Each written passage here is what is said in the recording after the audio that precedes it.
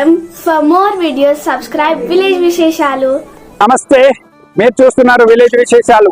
నేను మీ బుచ్చిరెడ్డి. ఈ రోజు మనము పటన్ చెరువు దగ్గర ఉన్నటువంటి ఇక్రిసాట్ దగ్గరికి వచ్చాము. ఇది వ్యవసాయ సంబంధించినటువంటి పరిశోధన సంస్థకు సంబంధించింది.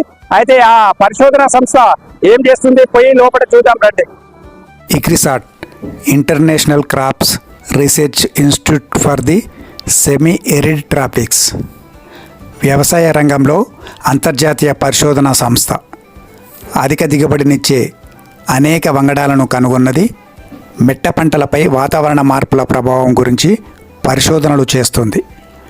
గ్రామీణ ప్రాంతాల అభివృద్ధికై కృషి చేస్తుంది. దీని ప్రధాన కార్యాలయం హైదరాబాద్లోని పటన్ చెరువు వద్ద ఉంది.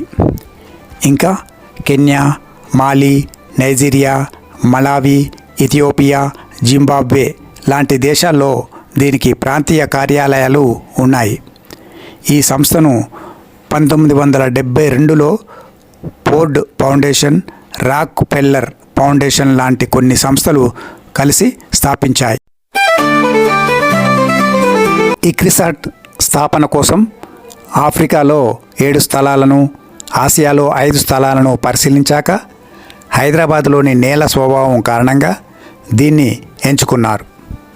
స్థాపనపై భారత ప్రభుత్వం ఫోర్డ్ ఫౌండేషన్ను 1972 మార్చి 28న అవగాహన పత్రంపై సంతకం చేశాయి. 1374 హెక్టార్ల స్థలాన్ని 99 సంవత్సరాల పాటు లీజుకు ఇచ్చేందుకు ఒప్పందం కుదిరింది. సంస్థ ఏర్పాటు కోసం అప్పటి మెదక్ జిల్లాలోని కాచిరెడ్డిపల్లి, మన్మూల్ గ్రామాల్లోని 4000 మంది ప్రజలను ఖాళీ చేయించి సమీపంలోని రామచంద్రపురం గ్రామంలో పునరావాసం కలిగించారు. సెమీ అరిడ్ ట్రాపిక్స్ అంటే ఉష్ణమండల అర్ధ శుష్క భూములు. ఈ భూముల్లో అత్యల్ప నుండి మధ్యస్థాయి వర్షాలు పడతాయి. వీటి సాగుకు కూడా పెద్దగా వీలు పడదు. ఈ భూముల సారంలో ఎక్కువ వైరుధ్యం ఉంటుంది. శాట్ భూముల్లో సంవత్సరానికి సగటున 700 మిల్లీమీటర్ల వర్షపాతం ఉంటుంది. వ్యవసాయ పరంగా చూస్తే ఇది సాగుకు అంతగా అనుకూలం కాని భూమి. వీటిలో పంటలు పండించడానికి ఇక్రిసాట్ సహజ సిద్ధమైన పద్ధతులతో కూడిన జెనెటిక్ విధానాలు అవలంబిస్తుంది. ఇక్రిసాట్ స్థాపించి 50 ఏళ్ళైన సందర్భంగా హైదరాబాద్లో నిర్వహించిన స్వర్ణోత్సవంలో భాగంగా 2022 ఫిబ్రవరి 5న దేశ ప్రధాని నరేంద్ర మోదీ హాజరయ్యాడు. ఈ సందర్భంగా ఏర్పాటు చేసిన ప్రత్యేక ఎగ్జిబిషన్ను మోదీ సందర్శించాడు. ఇక్రిసాట్ 50 వసంతాల లోగోతో పాటు పోస్టల్ స్టాంపును ఆవిష్కరించాడు. ఈ సందర్భంగా మోదీ మాట్లాడుతూ సేంద్రియ సాగుపై రైతులు మరింత దృష్టి సారించాలన్నాడు. వ్యవసాయ రంగంలో సాంకేతిక పరిజ్ఞానంతో పెనుమార్పులు చోటు చేసుకోవాలన్నాడు. ఇక్రిసాట్ పరిశోధనల పురోగతిపై ప్రధానికి ICRISAT director general Jacqueline d'Arros వివరించింది.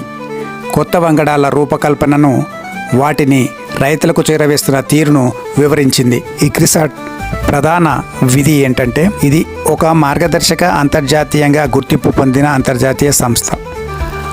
ఆకలి, పోషకాహార లోపం, పేదరికం మరియు పర్యావరణ క్షీణత వంటి సవాళ్లను పరిష్కరించడానికి డ్రై ల్యాండ్ వ్యవసాయము మరియు వ్యవసాయ ఆహార వ్యవస్థలను అభివృద్ధి చేయడానికి మరియు మెరుగుపరచడానికి కట్టుబడి ఉంది.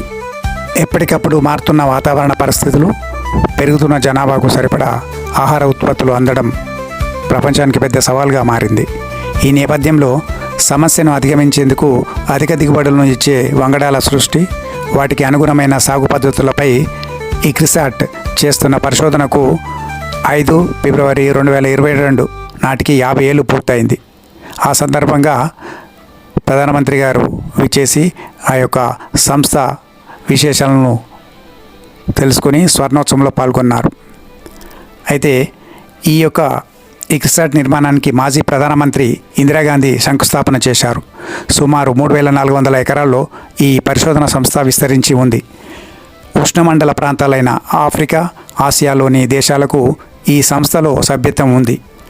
ఆయా పంటలు, జన్యు మార్పులపై ప్రపంచవ్యాప్తంగా ఉన్న పలు అంతర్జాతీయ సంస్థల ఆర్థిక సహాయంతో ఇక్కడ పరిశోధనలు కొనసాగుతున్నాయి. ప్రధానంగా జొన్న, మొక్కజొన్న, సజ్జ, శనగ, వేరుశనగ వంటి పంటలపై పరిశోధనలు, ఆయా పంటల జన్యు మార్పులపై ఈ సంస్థలో పరిశోధనలు కొనసాగుతున్నాయి. పరిమిత భూవనరులు, పెరుగుతున్న ఆహార అవసరాలను దృష్టిలో ఉంచుకొని పంటల సాగు విధానం, దిగుబడిని పెంచే వంగడాలను కనుగొనడంలో ఈ సంస్థ ముందుంది.